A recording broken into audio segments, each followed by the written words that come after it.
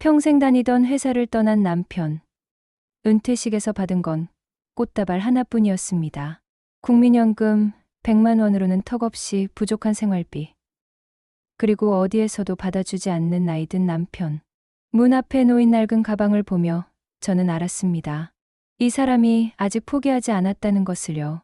체념과 연민 사이에서 우리 부부가 다시 일어서기까지의 이야기를 끝까지 들어주세요. 이것은 우리 모두의 이야기입니다. 남편은 평생 다니던 회사를 떠났습니다. 그날 회사에서 작은 은퇴식을 열어줬는데 각수 소리와 함께 건네받은 꽃다발 하나가 전부였어요. 말없이 고개를 숙인 채 인사를 받던 남편의 뒷모습이 아직도 눈에 선합니다. 집으로 돌아온 남편은 익숙하지 않은 표정으로 거실을 천천히 둘러봤어요. 마치 처음 온 곳처럼 조심스럽게요. 이제 좀 쉬어야지. 남편이 말했을 때 저는 억지로 웃으며 그래요. 쉬어요.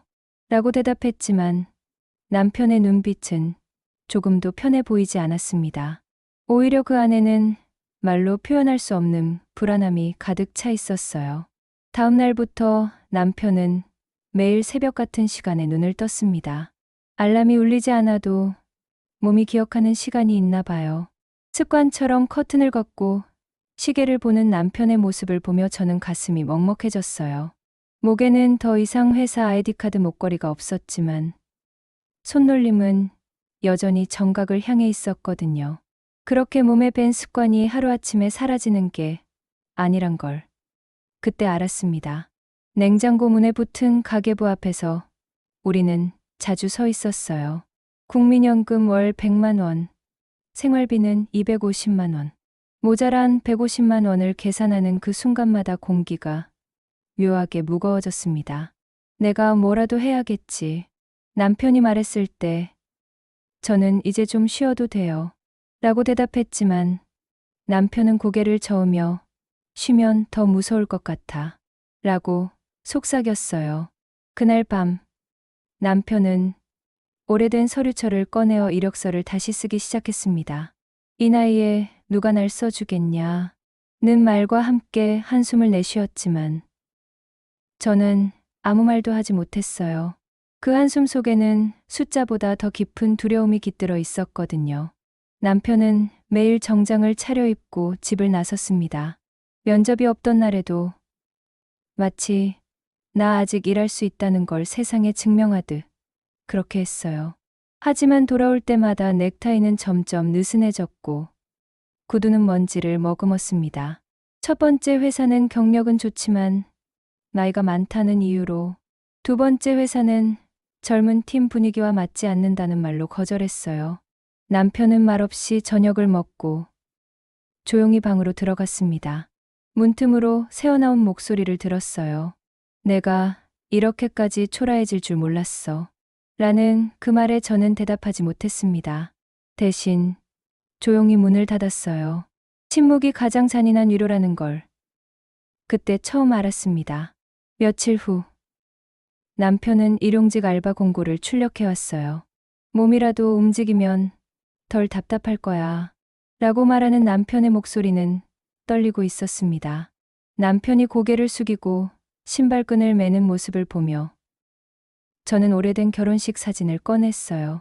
그때의 남편은 자신감으로 빛나던 사람이었는데 이제 그 눈빛은 어디에도 없었습니다. 세월이 이렇게 사람을 변하게 만드는구나 싶어 가슴이 아팠어요. 그날 아침 저는 문 앞에서 남편을 멈춰 세웠습니다. 남편의 손에는 오래된 가죽 가방이 들려 있었거든요. 직장 다닐 때 매일 매던 구석이 해져버린 그 가방이었어요. 그거 왜 들고 가요? 라고 물었더니 남편은 괜히 그냥 허전해서 라고 작게 대답했습니다. 그 대답 속에는 부끄러움이 섞여 있었어요. 남편은 가까운 공사 현장에 일용직 지원을 했습니다. 하지만 관리자에게 나이를 묻는 질문이 나오자 남편의 어깨가 눈에 띄게 움츠러들었어요. 예, 알겠습니다. 제가 너무 늦었네요. 라고 말하는 남편의 목소리가 떨렸습니다. 돌아오는 길 남편의 손에 쥔 가방끈이 축 늘어져 있었어요. 그날 밤, 저는 잠든 남편의 손을 봤습니다. 거칠고 두꺼웠던 손바닥이 유난히 힘없이 보였어요. 이 사람은 평생 가족을 지키기 위해 일해온 사람이었어요. 그런데 세상은 이제 그 손을 필요로 하지 않았습니다. 냉장고 위에 전기요금 고지서를 보며 저는 속으로 중얼거렸어요. 연금만으로는 안 돼. 하지만 일하지 못하면 더 무너질 거야. 남편의 자존심이 무너질수록 우리 가정도 함께 흔들리고 있었거든요. 그날 새벽, 남편은 다시 가방을 메고 나갔습니다. 밖에는 가을비가 내리고 있었고, 저는 창문 너머로 남편의 뒷모습을 봤어요. 쫄딱 젖은 어깨 위로 세월이 내려앉은 듯 무거워 보였습니다. 오후가 되어 남편은 돌아왔어요. 젖은 신발을 벗으며 조용히 말했습니다. 오늘도 안 됐어. 이제 나를 쓸 데가 없나 봐. 남편은 식탁에 앉아 가만히 고개를 숙였어요. 한참을 그러다 갑자기 웃었습니다. 내가 이렇게까지 초라해질 줄이야. 그때 은퇴할 때는 몰랐는데. 그 웃음은 슬펐고 그 밑에는 깊은 절망이 숨어 있었어요. 저는 남편의 옆에 앉아 그의 손을 잡았습니다. 괜찮아요. 당신은 아직 당신이에요. 라고 말했지만 제 목소리도 떨리고 있었어요. 그날 밤, 저는 방 안에서 낡은 가방을 조용히 닦았습니다. 이 가방이 다시 빛을 잃지 않기를 바라면서요. 아직 이 사람 안에는 꺼지지 않은 불씨가 있다는 걸 저는 믿고 싶었습니다. 가방의 구석구석을 닦으며 저는 남편과 함께 걸어온 세월을 떠올렸어요. 이 가방에는 남편의 땀과 노력이 배어 있었어요. 매일 아침 이 가방을 메고 출근하던 남편의 모습이 눈에 선합니다. 그렇게 평생을 일해온 사람인데 세상은 왜 이렇게 냉정한 걸까요? 나이가 많다는 이유만으로 한 사람의 가치를 판단하는 세상이 야속하고 원망스러웠습니다. 하지만 저는 포기할 수 없었어요. 남편도 포기하지 않고 있는데 제가 먼저 무너질 수는 없었거든요. 그래서 저는 속으로 다짐했습니다. 우리가 다시 일어설 수 있다면 이번엔 함께 일어서는 거야. 남편 혼자 짊어지게 하지 않을 거야. 우리는 함께 이 어려움을 이겨낼 거야. 다음 날 아침, 남편은 또다시 가방을 들었습니다. 하지만 이번에는 조금 다른 표정이었어요. 여전히 불안해 보이긴 했지만 어제보다는 조금 더 단단해 보였어요. 저는 남편에게 아침을 차려주며 말했습니다. 오늘도 조심해서 다녀오세요. 당신은 충분히 가치 있는 사람이에요. 남편은 아무 말 없이 고개를 끄덕였지만 그 눈빛에는 작은 희망이 깃들어 있는 것 같았어요. 저는 창문 너머로 멀어지는 남편의 뒷모습을 보며 생각했습니다. 이 사람이 다시 일어설 수 있도록 제가 옆에서 힘이 되어주겠다고, 이 가방이 다시 빛을 찾을 수 있도록 함께 노력하겠다고, 세상이 남편을 외면해도 저는 남편을 믿는다고, 그리고 언젠가는 우리가 다시 웃을 수 있는 날이 올 거라고. 낡은 가방은 여전히 문 앞에 놓여 있었습니다. 하지만 그 가방은 더 이상 슬픔의 상징이 아니었어요. 그것은 남편이 아직 포기하지 않았다는 증거였고, 우리가 함께 싸워나갈 용기의 상징이었습니다. 저는 그 가방을 보며 다시 한번 다짐했습니다. 우리는 반드시 이겨낼 거라고, 함께라면 할 수 있다고. 며칠째 남편은 말이 없었습니다. 식탁 위엔 미처 버리지 못한 이력서들이 쌓여 있었고, TV에서는 젊은 앵커가 퇴직 후 창업 성공담을 이야기하고 있었어요. 저는 리모컨을 눌러 소리를 줄였습니다. 남편이 괜히 더 작아질까 봐 그렇게 해야 할 것 같았거든요. 그날 오후 전화 한 통이 걸려왔습니다. 예전에 남편과 함께 일하던 후배였어요. 선배님, 혹시 단기 자문일 한번 맡아주실 수 있을까요? 라는 말에 남편은 잠시 말을 잃었습니다. 나 같은 사람, 아직 쓸모 있겠나? 선배님의 경험이 필요해요. 일주일에 이틀만 출근하시면 됩니다.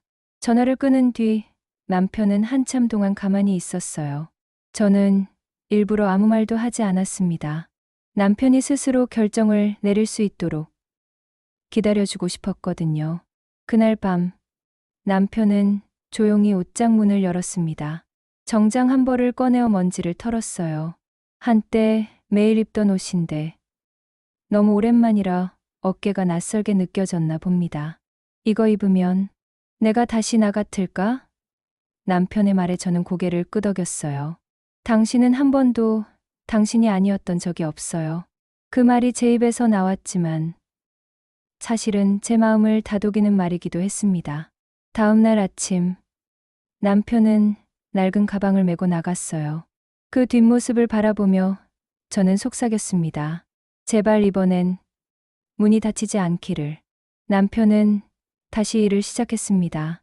예전 같지 않게 하루 종일 일하는 건 아니었지만 후배들의 질문에 답하고 보고서를 검토하는 일이 주어졌어요.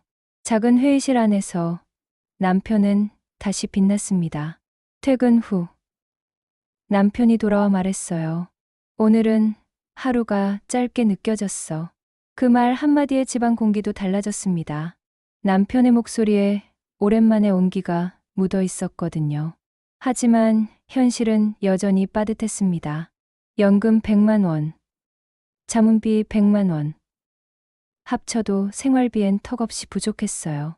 남편은 밤마다 가계부를 붙잡고 저 몰래 전기요금을 줄이려 불을 끄고 있었습니다. 어느 날 남편이 무심코 말했어요. 이 나이에 돈은 못 벌어도 사람답게 살 순 있겠지? 저는 그 말이 잊히지 않았습니다. 남편의 표정에는 체념이 아니라 오래된 품격 같은 게 묻어 있었거든요. 그날 밤 저는 남편의 낡은 가방을 정리하며 메모 하나를 발견했습니다. 연금은 기반, 근로는 보충. 하지만 존엄은 일에서 나온다. 남편의 필체는 단단했고 오래된 각오처럼 굳건했어요. 그 순간 저는 깨달았습니다. 남편이 되찾은 건 돈이 아니라 존재의 이유였다는 거려. 겨울이 다가오던 어느 날 회사에서 연락이 왔습니다. 선배님, 계약을 잠시 중단해야 할 것 같습니다. 경기가 좋지 않아 자문직 인원을 줄인다는 소식이었어요. 남편은 아무 말 없이 고개를 끄덕였습니다. 저는 옆에서 남편의 손을 꼭 잡았어요. 괜찮아요. 잠시 멈추는 거예요. 이제 그 말도 지겹다. 남편이 방에 들어간 뒤 문틈으로 희미한 울음소리가 새어나왔습니다. 남편은 평생 가족 앞에서 울지 않던 사람이었거든요. 그날 밤 저는 거실에서 남편이 남긴 가방을 꺼냈습니다. 비에 젖은 자국이 그대로 남아 있었어요. 다음 날 아침 남편은 혼잣말을 했습니다. 그래도 일하러 나가야지. 누군가 필요로 할 때까지는. 남편은 인터넷으로 한참을 검색하고 주변을 찾아 나선 끝에 동네 도서관 공사 일을 시작했습니다. 책을 정리하고 아이들에게 이야기책을 읽어주는 일이었어요. 누가 시킨 것도 아닌데 남편은 매일 그곳으로 갔습니다. 아이들이 남편을 박 선생님이라 불렀어요. 그 호칭 하나가 남편을 다시 일으켜 세웠습니다. 그날 집으로 돌아온 남편은 미소 지었어요. 오늘은 내 이름을 불러주는 사람이 있었어.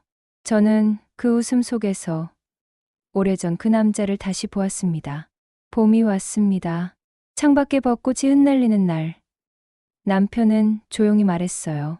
연금도 꾸준히 들어오고 다음 달부터 자문일로 다시 출근해 달래. 남편의 목소리엔 담담한 기쁨이 있었습니다. 저는 부엌에서 국을 저으며 대답했어요. 이번엔 너무 무리하지 말아요. 이제 일은 벌이보다 호흡이야. 그 말이 이상하게 마음을 울렸습니다. 예전엔 일이 곧 돈이었지만 이제 남편은 일이 곧 삶이라 했거든요. 저녁 식탁엔 오랜만에 웃음이 피었습니다. 우리는 TV 대신 서로의 얼굴을 봤어요. 저는 남편의 손을 살짝 잡으며 물었습니다. 이제 당신은 행복해요? 남편은 잠시 생각하다가 조용히 대답했어요. 행복까진 모르겠지만 지금은 나답다. 그 말이 제 마음에 깊이 박혔습니다. 퇴직 이후 우리가 잃었던 건 돈이 아니라 나 자신이었다는 거려. 그날 밤 저는 문 앞에 낡은 가방을 닦았습니다. 가죽은 여전히 해져 있었지만 손끝으로 만지자 따뜻했어요. 그 가방은 이제 노동의 상징이 아니라 존엄의 증거였습니다. 창밖에는 봄바람이 불고 남편의 코 고는 소리가 들렸어요. 저는 불을 끄며 중얼거렸습니다. 이제 진짜 평온이란 게 이런 거구나. 저는 창가에 서서 남편의 잠든 얼굴을 바라봤습니다.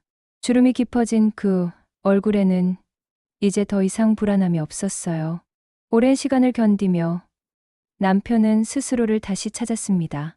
연금만으로는 부족했지만 작은 일들이 남편을 다시 살아있게 만들었어요. 도서관, 아이들의 박 선생님이라는 호칭, 후배들의 선배님이라는 존칭. 그 모든 것들이 남편에게는 돈보다 귀한 것이었습니다. 저는 그동안 남편 옆에서 많은 것을 배웠습니다. 퇴직 후의 삶은 단순한 생계의 문제가 아니라는 것을요. 연금은 우리를 살게 하지만 일은 우리를 살아있게 만든다는 것을요. 그리고 진짜 노후의 행복은 돈이 아니라 존엄에서 비롯된다는 것을요. 남편이 낡은 가방을 다시 매던 그날부터 우리는 조금씩 변해갔습니다. 처음에는 두려움으로 시작했지만 이제는 감사함으로 채워지고 있었어요. 다음 날 아침, 저는 남편에게 아침을 차려주며 말했습니다. 오늘도 좋은 하루 되세요. 남편은 미소 지으며 대답했어요. 당신도. 그 짧은 인사 속에는 오랜 시간을 함께 견뎌온 우리만의 언어가 담겨 있었습니다. 남편이 문을 나서며 낡은 가방을 내는 모습을 보며 저는 더 이상 걱정하지 않았어요. 그 가방은 이제 슬픔이 아니라 희망의 무게를 담고 있었으니까요. 영상을 끝까지 시청해 주셔서 진심으로 감사합니다. 이 채널은 이제 막 시작하는 단계입니다. 지금 구독하시면 초창기 구독자로서 함께 성장하는 특별한 경험을 하실 수 있어요. 여러분의 구독 하나하나가 더 좋은 콘텐츠를 만드는 큰 힘이 됩니다. 구독과 좋아요 부탁드립니다.